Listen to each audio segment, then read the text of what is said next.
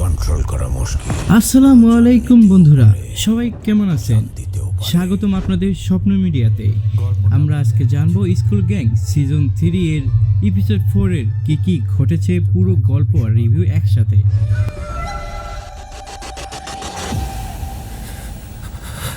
Episode 4 এর গল্প episode 4 শুরু হয় আগের উত্তেজনার রেস ধরে।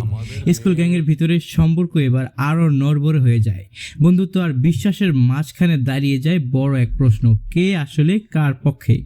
মূল সংঘর্ষটা এমন ছিল, স্কুলের ভিতরে একটি ছোট ঘটনা থেকে বড় ঝামেলার সূত্রপাত হয়। জুনিয়র ও সিনিয়রের মধ্যে উত্তেজনা চরমে পৌঁছে যায়।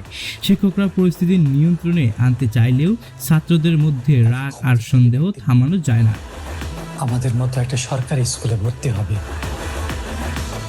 এখানে ছিল বিশ্বাসঘাতকতার ইঙ্গিত।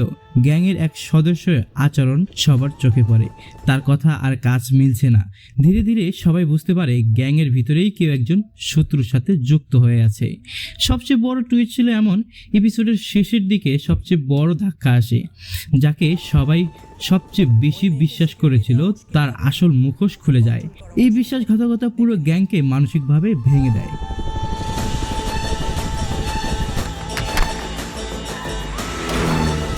এন্ডিং সিন ছিল এরকম, এপিসোডের শেষের দিকে টান পরিস্থিতি থাকে। গ্যাং কি ভেঙে যাবে নাকি আবার এক হবে, এই প্রশ্ন শেষ করেই এপিসোড 4 শেষ হয়ে যায়। কুইক রিভিউ ধরতে গেলে এই এপিসোড ছিল টেনশন, ইমোশন, বিশ্বাসঘাতকতা আর পরের এপিসোডের জন্য ভয়ঙ্কর ক্লিফ হ্যাঙ্গার।